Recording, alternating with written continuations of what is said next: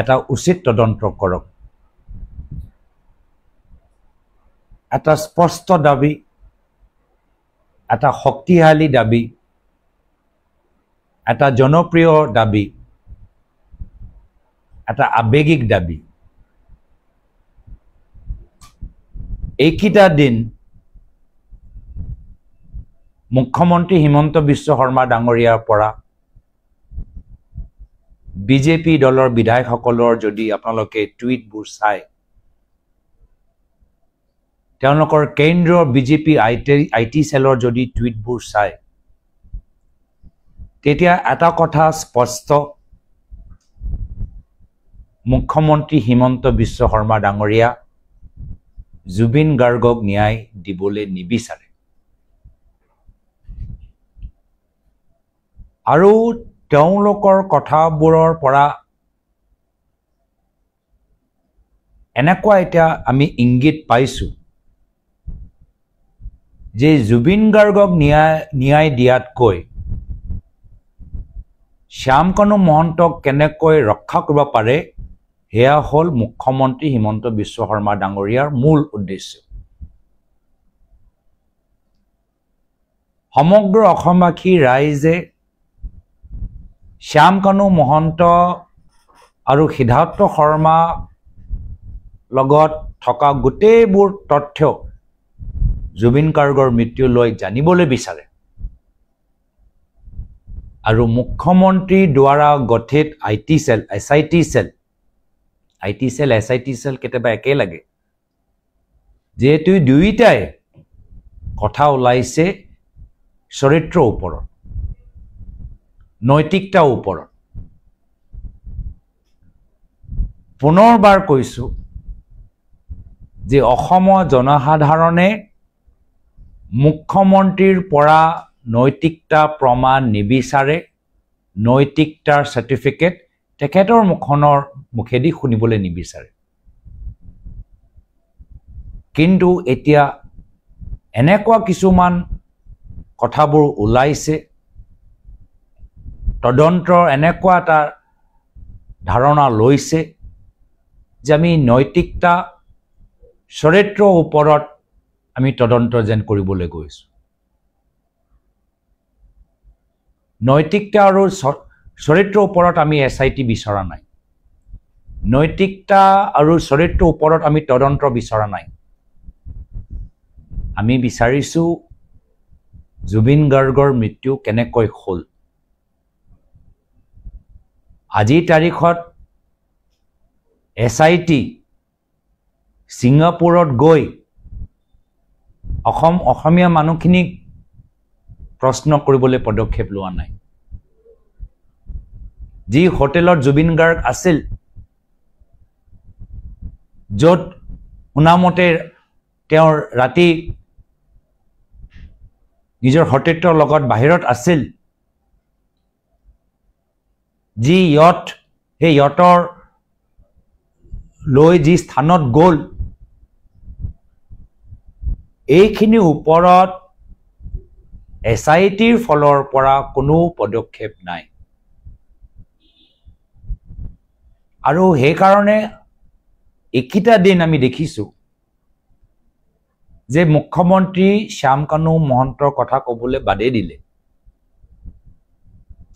অন্য প্ৰসংগ ফালে টানিবলৈ বিচাৰিছে তাৰ মানে স্পষ্ট যে তেওঁ শ্যামকানু মহন্তক ক্লিন চিট দিবলৈ বিচাৰে তেওঁ বিচাৰে যে হেখত গৈ শ্যামকানু মহন্ত ওলাই আহি পূৰ্বে দৰে কেন্দ্ৰৰ চৰকাৰৰ পৰা আৰ্থিক অনুদান লৈ তেওঁলোকে নিজৰ ব্যাপাৰটো চলাই থাকক আৰু শ্যামকানু মহন্তৰ ঘৰৰ লগত মুখ্যমন্ত্ৰী হিমন্ত বিশ্ব শৰ্মা ডাঙৰীয়াৰ আজি নহয় আগৰ পৰাই এটা মধুৰ সম্পৰ্ক শ্যামকানু মহন্তৰ লগত তেখেতৰ ঘৰৰ লগত মুখ্যমন্ত্ৰীৰ হিমন্ত বিশ্ব শৰ্মা ডাঙৰীয়া এটা মধুৰ সম্পৰ্ক সকলোৱে জানে সকলোৱে বুজি পায় আৰু সেই কাৰণে মিছন সেভ শ্যামকানু মহন্ত হিমন্ত বিশ্ব শৰ্মা ডাঙৰীয়া আৰম্ভ কৰিছে আৰু শ্যামকানু মহন্তক বচাবলৈ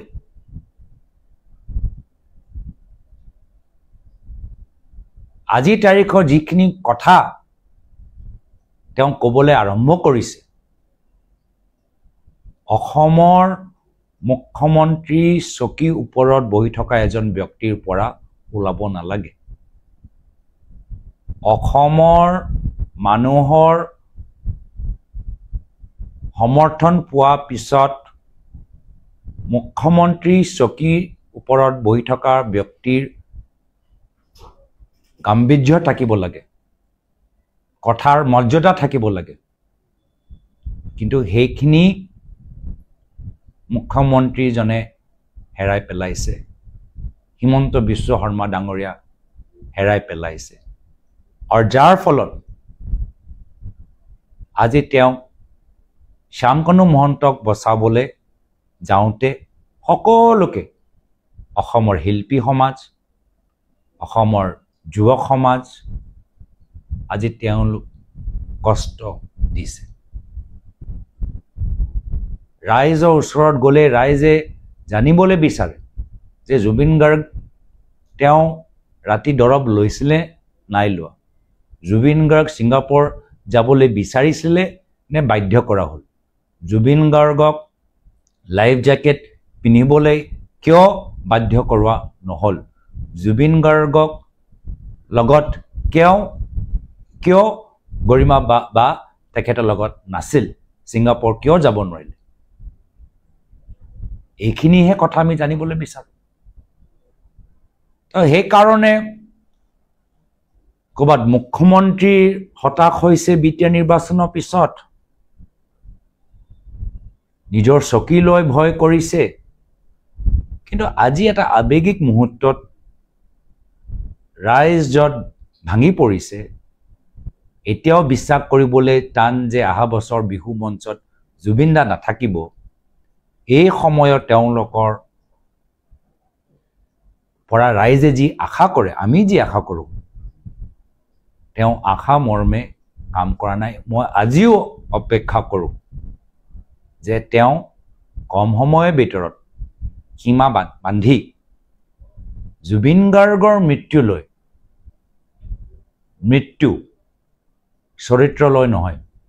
নৈতিকতা লৈ নহয় নৈতিকতা আৰু চৰিত্ৰৰ ওপৰত ৰাইজে নিজৰ মতামত দিব চৰকাৰৰ পৰা আৰু বিশেষকৈ এইখন চৰকাৰৰ পৰা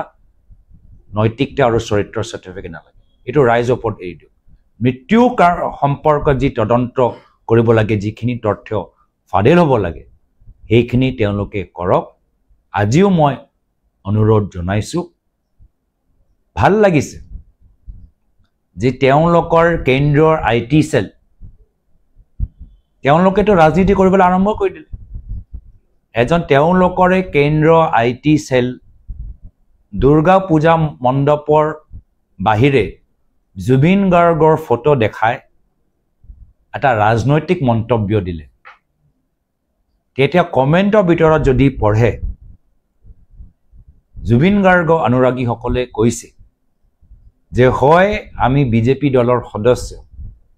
কিন্তু লগে লগে আমি জুবিন গাৰ্গৰো অনুৰাগী আৰু আপুনি যিদৰে কথাবোৰ কৈছে সেই কথা জুবিন গাৰ্গৰ লগত কোনো সম্পৰ্ক নাই এই কথাখিনি আপুনি বহিষ্কাৰ কৰক আমি সমৰ্থন নকৰোঁ বহুত এনেকুৱা জুবিন গাৰ্গৰ অনুৰাগীসকল আছে যি বিজেপি দলৰ সমৰ্থক আৰু তেওঁলোকে নিজৰ দলৰ কেন্দ্ৰৰ IT সেলৰ মানুহবোৰক আজি বিৰোধিতা কৰিছে দলতকৈ ওপৰত জুবিন গাৰ্গৰ সেই আত্মাৰ প্ৰতি তেখেতৰ আদৰ্শৰ প্ৰতি যি সন্মান জনাইছে মই তেওঁলোকৰো শলাগ লৈছোঁ বিজেপি দলৰ ভিতৰত থকা জুবিন গাৰ্গ অনুৰাগীসকল যি নিজে নিজৰ দলকে হাক দিছে ৰাজনীতি কৰিবলৈ একে কেন্দ্ৰৰ IT সেলৰ কোনবা আছে এজন খুব শক্তিশালী হ্যান্ডেল যিজনে কা সম্পৰ্কত জুবিন গাৰ্গক টানি নি কমেন্টবোৰ পঢ়িলে আকৌ ওলাইছে যে মানুহবোৰে কৈছে যে আমি জুবিন গাৰ্গ অনুৰাগী আমি বিজেপি দলৰ সদস্য কিন্তু কা আমি নামান তো এই আবেগটো মুখ্যমন্ত্ৰী মহোদয় বুজি পোৱাটো উচিত